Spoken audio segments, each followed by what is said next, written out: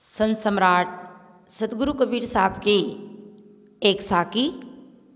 मारी मरे कुसंग की केरा साते भेर, वे हाले वे चिंदरे विदना संग निवेर। साहिब कहते हैं मारी मरे कुसंग की केरा साते बेर।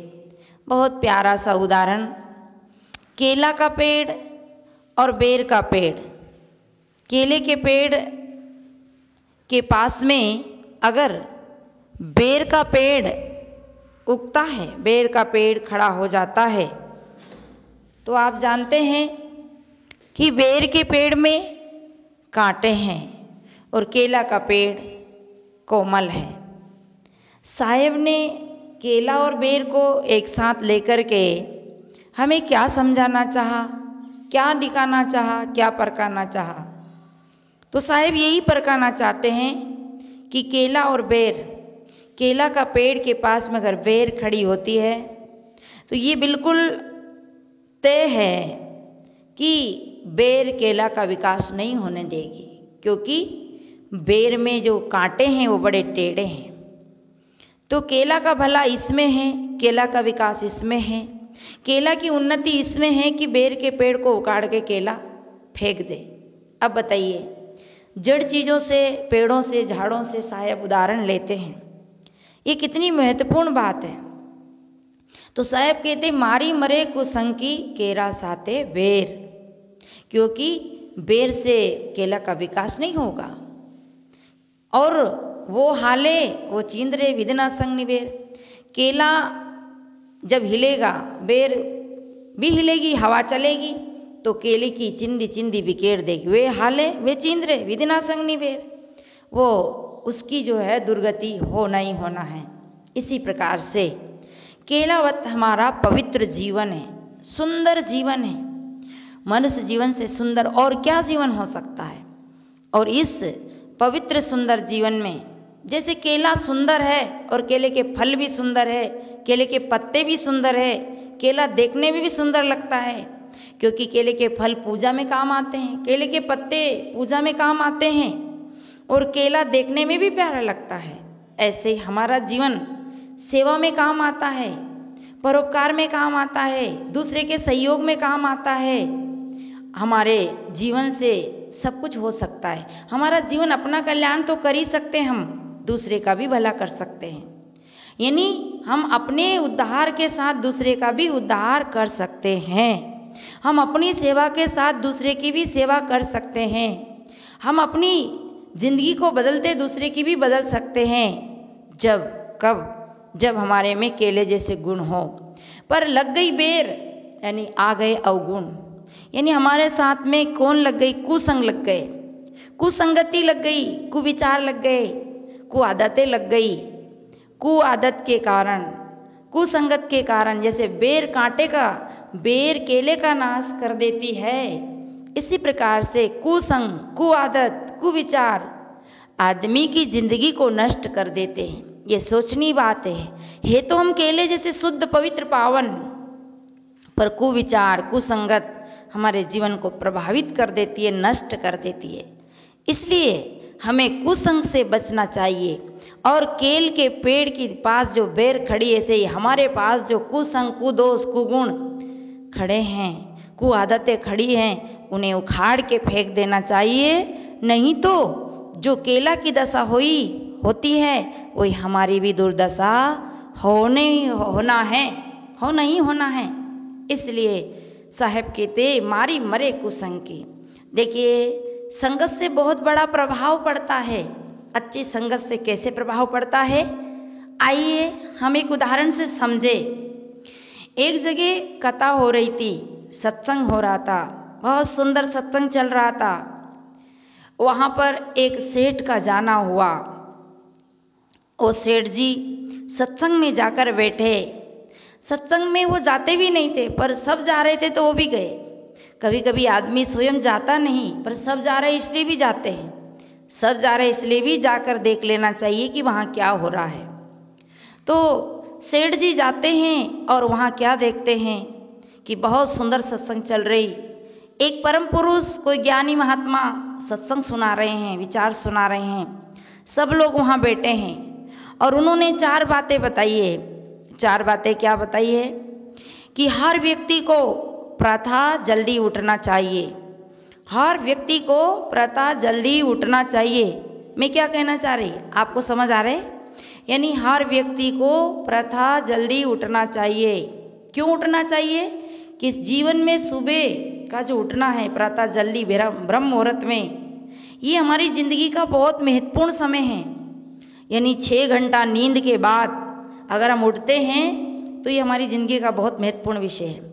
तो सबको जल्दी उठना चाहिए, क्यों क्या है, सुबह की हवा और 100 रोगों की दवा, ये भी कहा है, इसलिए सबको जल्दी उठना चाहिए। महात्मा जी कह रहे थे कि हमें 4 बातें ज़िंदगी में उतार लेना चाहिए, और आप लोग भी ध्यान से सुनना, हमें भी 4 बातें ज़िंदगी में उतार लेना चाहिए। 4 बातें क्या है? 4 बातें ये है कि 4 बातें ये हैं कि हमें सुबह जल्दी उठना चाहिए। दूसरी बात, सुबह उठ के थोड़ा टहलना चाहिए, छत पे, रोड पे, बगीचा में, गार्डन में थोड़ा टहलना चाहिए। टहलने से बहुत कुछ फायदे हैं, समय से बताएंगे। टहलने से जो फायदे हैं वो बैठने से कभी फायदे नहीं हैं। सुबह जल्दी उठ के टहलने जाना चाहिए, सुबह की हवा और 100 रोगों की दवा। और तीसरी बात, नदी तालाब में नहाने जाना चाहिए, क्योंकि नदी तालाब का पानी जो है वो भी बहुत अच्छा रहता है, उसमें मिट्टी मिली रहती है और वो बहता है, कहीं से आता है। इसी मिट्टी उस तालाब की भी, नदी की भी बहुत विशेषता है। अगर आपके पास नदी तालाब है तो सुबह उठ के नदी तालाब में नहाने जाना चाहिए। तीसरी बात बहुत गौर से सुनने की है। स्नान के बाद किसी महापुरुष के दर्शन के लिए जाना चाहिए, किसी परम पुरुष का दर्शन करना चाहिए, किसी ज्ञानी पुरुष के सानिध्य लाभ लेना चाहिए, जाकर उसके चरण स्पर्श करना चाहिए और उनके दर्शन का लाभ लेना चाहिए। ये 4 बातें हर एक व्यक्ति के जीवन को पूरा बदल के रख देता है, और ये हर व्यक्ति को ये 4 बातें धारण कर लेना चाहिए। मैं भी आप लोगों से निवेदन करती हूँ कि ये 4 बातें आप भी जिंदगी में उतार लेना। पहली, सुबह जल्दी उठना। तीसरी, टहलने जाना। चौथी, स्नान करने नदी तालाब में जाना, अगर नदी तालाब है तो, नहीं है तो आपके घर हौद है, टंकी बोर है या नल है, बाथरूम है, वहीं नहा लेना। और फिर किसी परम पुरुष, महापुरुष, सदगुरु, संतों का दर्शन के लिए जाना चाहिए। दर्शन का भी बहुत बड़ा लाभ है, क्या ना, साधु नाम दर्शनम पुण्यम भूताय साधुआ। साधु के दर्शन तीर्थ का फल प्रदान करता है। तो ये सेठ जी ने ये 4 बातें सुनी और उन्हें यही उपयोग अपने जीवन में आचरित कर लिया, जीवन में धारण कर लिया, एक नेम ले लिया।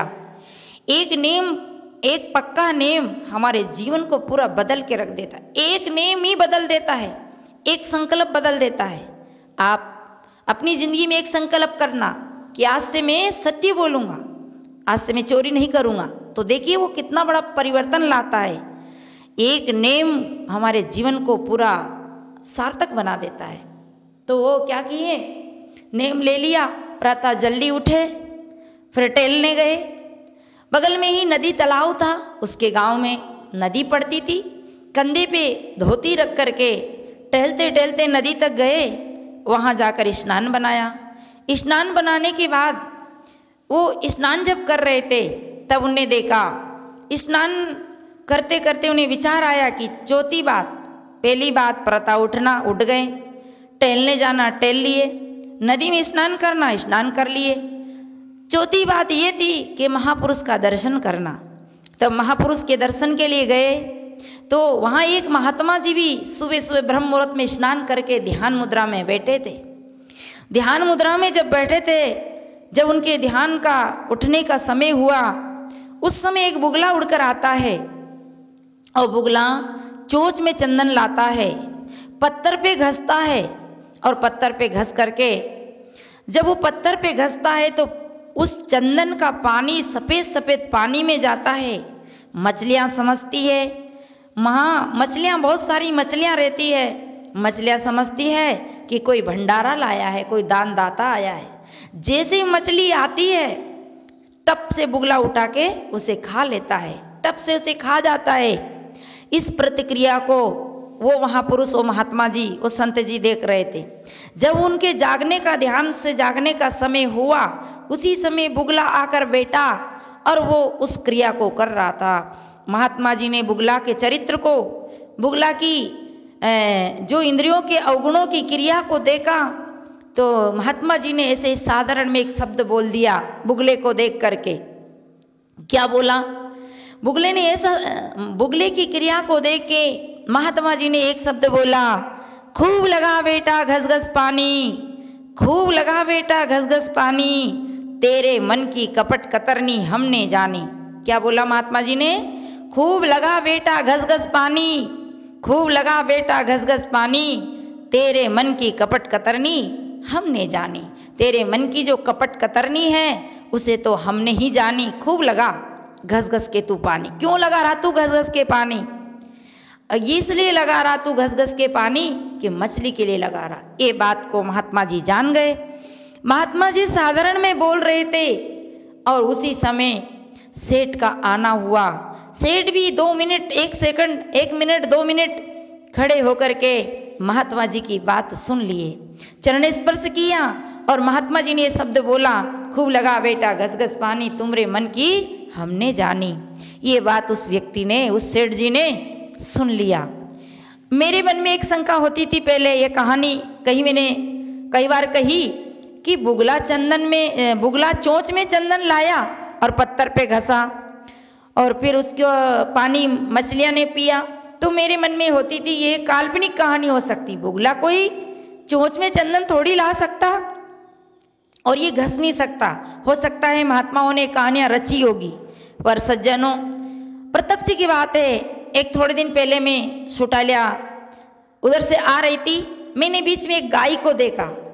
गाय पत्थर को मुंह में ले रखा है, एक छोटा सा पत्थर, आधा बित्ता का पत्थर रहा होगा, उसको गाय दांत में चबाती है और गाय पत्थर पे घसती है उस पत्थर को, पत्थर पे घसती है उस पत्थर को।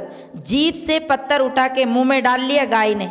ये मेरे आंखों की देखी बात बता रही, मैं प्रत्यक्ष की बात बता रही हूं, मैं अनुभव की नहीं, कहीं से सुनी नहीं। और वो पत्थर, किसी ने बैठने के लिए एक पत्थर बिछा रखा था, उस पे ही वो गाय उस पत्थर को घसती है, दोनों तरफ घसती है, फिर उस पत्थर को वो चाटती है, फिर उस पत्थर को वो चाटती है। कम से कम मैंने 5 मिनट खड़े रह के देखा। ओ हो, ये हो क्या रहा है?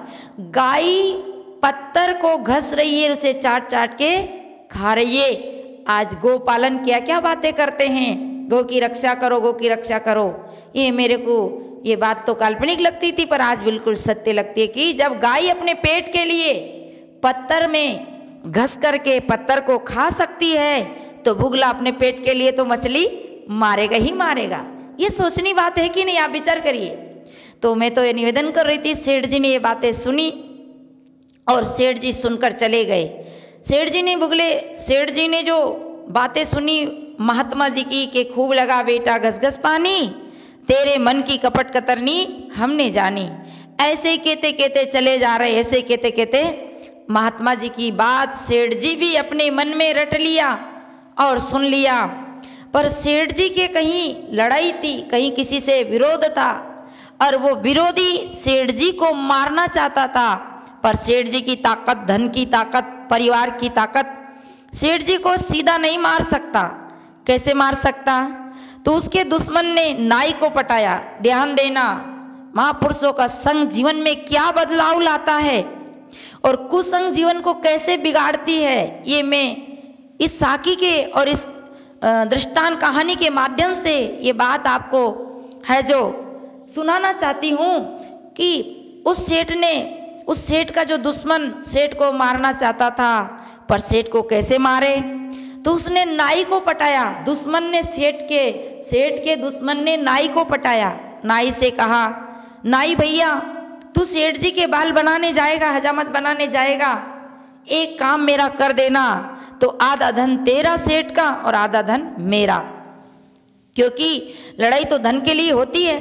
तो नाई भी लोभ में आ गया, नाई के भी लालच आ गया। नाई ने कहा बहुत अच्छी बात, आधा धन मेरा आधा तुम्हारा, क्योंकि नाई बाल बनाते बनाते गले में छुरा खोप देगा, गाड़ देगा, छुरा मार देगा, सेठ मर जाएगा, किसको पता चलेगा और मैं भग आऊंगा। ऐसा सोच के नाई अपना हथियार लेकर सेठ के बाल बनाने गया, औजार लेके। आप जानते हैं पहले गांव में नाई आते थे, नाई उस तरह पे पानी डालते हैं और उसमें धार करते, उसके हथियार में बाल बनाने के जो औजार हैं उस तरह वगैरह, उसमें वो पट्टी एक छोटा सा पत्थर लाता था और पानी डालता है और उसे तैयार करता है। सेठ जी कुर्सी पे बैठे, नाई अपना हथियार तैयार कर रहे हैं। नाई तो सेठ को मारने के लिए हथियार तैयार कर रहे हैं और सेठ जी अपने महात्मा का जो शब्द है उससे साधारण में ऐसे बैठे बैठे कुर्सी पे डोलते डोलते कह रहे हैं, उन्हें पता नहीं कि आज मेरी मौत के लिए ये पत्थर घसा जा रहा है, पर वो तो संत की वाणी में मगन थे। वो क्या कह रहे हैं, आंख बंद करे हैं सेठ और क्या कह रहे हैं, खूब लगा बेटा घस घस पानी, तेरे मन की कपट कतरनी हमने जानी। खूब लगा बेटा घस घस पानी, तेरे मन की कपट कतरनी हमने जानी। इतना सुनते ही नाई का तो शरीर शिथिल हो गया। नाई ने तो हथियार फेंक दिया। नाई तो सेठ के चरणों में गिर गया कि हे सेठ जी, आपने मेरे मन की कपट कतरनी को कैसे जाना, अरे कैसे जान लिया।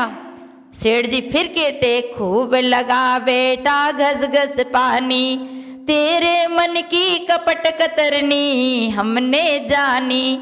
अब तो सेठ के चरणों में नाई लिपट गया, मारा सेठ जी आप जान ही गए हो तो मुझे माफ कर दीजिए, मुझे क्षमा कर दीजिए कि मैं क्या कर रहा था। बोले क्या कर रहा था, कि अरे आप तो जान ही गए।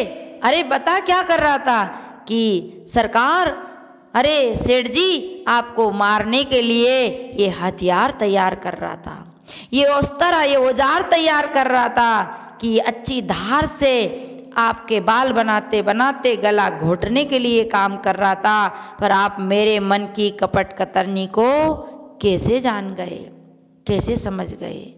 सेठ जी कहते हैं, ओहो, अगर मैं सत्संग में नहीं गया होता, मैंने 4 बातें जिंदगी में नहीं सुनी होती, तो आज मेरा जीवन का सत्यानाश हो जाता। अरे आज उस संत का दर्शन नहीं किया होता और वो संत की बात नहीं सुन के आता, तो आज मेरा राम नाम सत्य हो जाता। इसलिए कहा, धन्य है महापुरुषों का संग, बदल देते जीवन का रंग। धन्य है महापुरुषों का संग, बदल देते जीवन का रंग। तो महापुरुषों का जो संग है वो जीवन को बदल देते हैं। इसलिए 4 बातें जिंदगी में उतार लेना, पूरा जीवन बदल जाएगा, पूरा जीवन बदल जाएगा। बस सज्जनों, ये इतनी बात साहेब कबीर एक साकी के माध्यम से कहते हैं। मारी मरे कुसंग की, केरा साते वेर, वे हाले वे चिंदरे, विदना संग निवेर।